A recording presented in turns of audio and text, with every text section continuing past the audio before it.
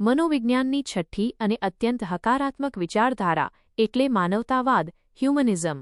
આ વિચારધારાને મનોવિજ્ઞાનમાં ત્રીજું બળ, થર્ડ ફોર્સ કહેવામાં આવે છે, કારણ કે તેણે વર્તનવાદ, જે માનવીને યંત્ર જેવો ગણતો હતો, અને મનોવિશ્લેષણવાદ, જે માનવીને માનસિક રોગોના સંદર્ભમાં જોતો હતો, બંનેનો વિરોધ કરી માનવીની આંતરિક શક્તિઓ પર ભાર મૂક્યો.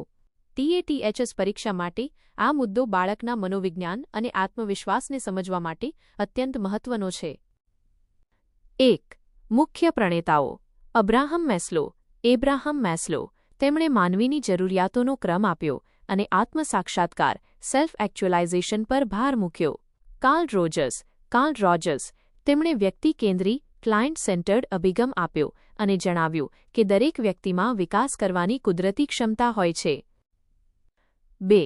અબ્રાહમ મેસ્લોનો જરૂરિયાતોનો શ્રેણીક્રમ, હાયરાર્કી ઓફ નીડ્સ.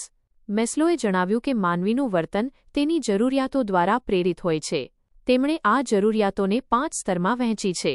1. શારીરિક જરૂરિયાતો, હવા, પાણી, ખોરાક, ઊંઘ, પાયાની જરૂરિયાત. 2. સલામતીની જરૂરિયાતો, રહેઠાણ, નોકરીની સુરક્ષા, સ્વાસ્થ્ય. 3. પ્રેમ અને સામાજિક જરૂરિયાતો, મિત્રો, પરિવાર, સંબંધો. 4. આત્મસન્માનની જરૂરિયાતો, પ્રતિષ્ઠા, માન-સન્માન, સફળતા. 5. આત્મસાક્ષાત્કાર, સેલ્ફ એક્ચ્યુઅલાઇઝેશન, પોતાની ક્ષમતાનો સર્વોચ્ચ ઉપયોગ કરવો. સર્વોચ્ચ સ્તર. 3. કાર્લ રોજર્સનો અભિગમ. રોજર્સ માનતા હતા કે દરેક માનવી મૂળભૂત રીતે સારો હોય છે. સ્વખ્યાલ, સેલ્ફ કોન્સેપ્ટ. વ્યક્તિ પોતાની જાત વિશે શું વિચારે છે? જો વ્યક્તિનો વાસ્તવિક સ્વ અને આદર્શ સ્વ વચ્ચે સમાનતા હોય તો તે સુખી રહે છે. બિનશરતી હકારાત્મક સન્માન, અનકન્ડિશનલ પોઝિટિવ રિગાર્ડ. વ્યક્તિને તેના કોઈ પણ ગુણ કે દોષ વગર સ્વીકારવી. શિક્ષણમાં આ ખ્યાલ ખૂબ મહત્વનો છે. 4. માનવતાવાદના મુખ્ય સિદ્ધાંતો. મુક્ત ઇચ્છાશક્તિ, ફ્રી વિલ.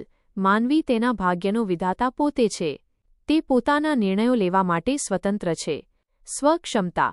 દરેક વ્યક્તિમાં કંઈક નવું કરવાની અને શ્રેષ્ઠ બનવાની શક્તિ છુપાયેલી હોય છે. વર્તમાન પર ભાર. ભૂતકાળના અનુભવો કરતાં વર્તમાનની પરિસ્થિતિ અને અનુભવો વધુ મહત્વના છે. 5. TATHS પરીક્ષા માટે શૈક્ષણિક વિનિયોગ. વિદ્યાર્થી કેન્દ્રી શિક્ષણ. શિક્ષણનો ઉદ્દેશ્ય માત્ર માહિતી આપવાનો નહીં, પણ વિદ્યાર્થીના વ્યક્તિત્વનો સર્વાંગી વિકાસ કરવાનો હોવો જોઈએ. હકારાત્મક વાતાવરણ. શિક્ષકે વર્ગખંડમાં એવું વાતાવરણ ઊભું કરવું જોઈએ જ્યાં બાળક ડર વગર પોતાની વાત રજૂ કરી શકે. પ્રેરણા, મોટિવેશન. મેસ્લોના સિદ્ધાંત મુજબ, જો બાળકની પાયાની જરૂરિયાતો જેમ કે ભૂખ કે સુરક્ષા સંતોષાયેલી ન હોય તો તે ભણવામાં ધ્યાન આપી શકશે નહીં. મધ્યાહન ભોજન યોજના. સ્વમૂલ્યાંકન. બાળક પોતાની ભૂલો જાતે સુધારે અને પોતાની પ્રગતિનું જાતે નિરીક્ષણ કરે તે માટે પ્રોત્સાહન આપવું. TATHS કી પોઇન્ટ્સ, તારણો. મુદ્દો. વિગત. વિચારધારાનું હુલામણું નામ. ત્રીજું બળ, થર્ડ ફોર્સ. મેસ્લોનું સર્વોચ્ચ શિખર. આત્મસાક્ષાત્કાર, સેલ્ફ એક્ચ્યુઅલાઇઝેશન. શિક્ષણમાં ભૂમિકા. સુવિધાકાર, ફેસિલિટેટર તરીકે શિક્ષક. મુખ્ય ભાર. માનવીની ગરિમા, સ્વતંત્રતા અને આત્મવિકાસ. પરીક્ષામાં પૂછાઈ શકે તેવો પ્રશ્ન. માનવીની જરૂરિયાતોનો શ્રેણીક્રમ, હાયરાર્કી ઓફ નીડ્સ, કયા મનોવૈજ્ઞાનિકે આપ્યો છે? જવાબ: અબ્રાહમ મેસ્લો.